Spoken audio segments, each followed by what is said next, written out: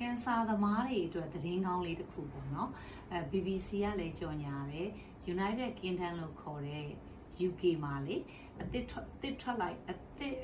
ပေါ်လာတဲ့ဆေးတစ်မျိုးပေါ့နော်ကန်ဆာသမားတွေကအရင်တော့ဆိုရင်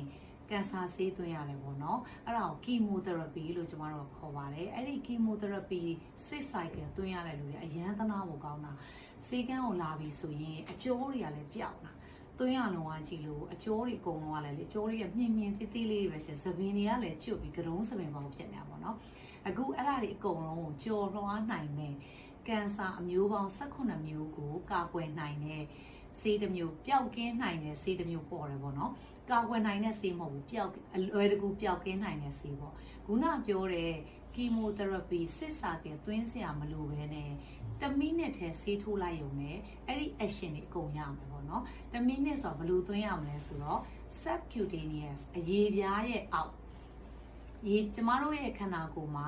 အရေပြားရှိတယ်အောက်မှာကျတော့အစီလေးရှိတယ်ပေါ့နော်ပြီးရင်တော့ကြွက်သားရှိတယ်ပေါ့သူကအဲ့အရေပြားရဲ့အောက်အစီလေးတွေကိုထိုးသွင်းလိုက်ရုံပဲအဲ့ဒီဟာ Keytruda လို့ခေါ်တဲ့ဆေးပေါ့နော်သူက Zumab ဆေးတွေပေါ့ဟိုနာမည်လေးဆန်းတော့လေ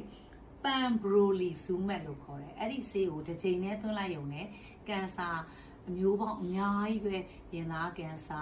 အဆုပ်ကန်ဆာဆီးအိမ်ကန်ဆာအသည်းကန်ဆာပေါ့နော်အဲ့ဒီအတွက် chemotherapy သွင်းဖို့လူတွေအကုန်လုံးအချိန်အားဖြင့်လည်းရမ်းသက်သာစေတယ်ကုန်ကြစိတ်အားဖြင့်လည်းသက်သာစေတယ်ပေါ့နော်အဲ့တော့လောလောဆယ်လက်တလုံးမှာတော့လောလောဆယ်ဈေးကြီးအောင်မယ်နောက်ပိုင်းမှာတော့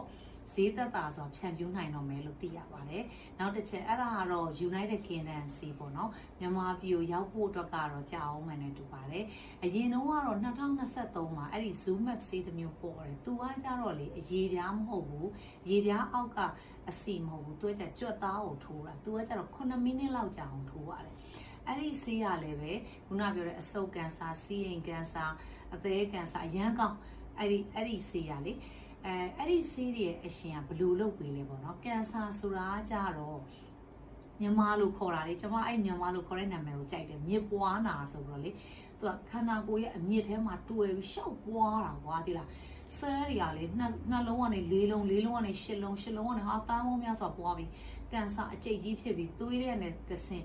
ရှောက်ပြန့်နေတာပေါ့နော်ကျွန်တော်တို့သွင်းတဲ့ chemotherapy ကကြတော့ဒီဆဲကိုလိုက်တိုက်ရတာလိုက်တိုက်တဲ့အခါမှာ तू ကဟိုရွာတဲ့ကိုတဲ့ဒီသဘုံတွေဝင်လာတဲ့အခါမှာရွာလဲပျက်စီးရှိသမျှဟာတွေအကုန်တိုက်အကုန်ပျက်စီးတာရွာလဲထိကြိုက်တယ်ပေါ့နော်အဲ့တော့ဒီအခုနောက်ပိုင်း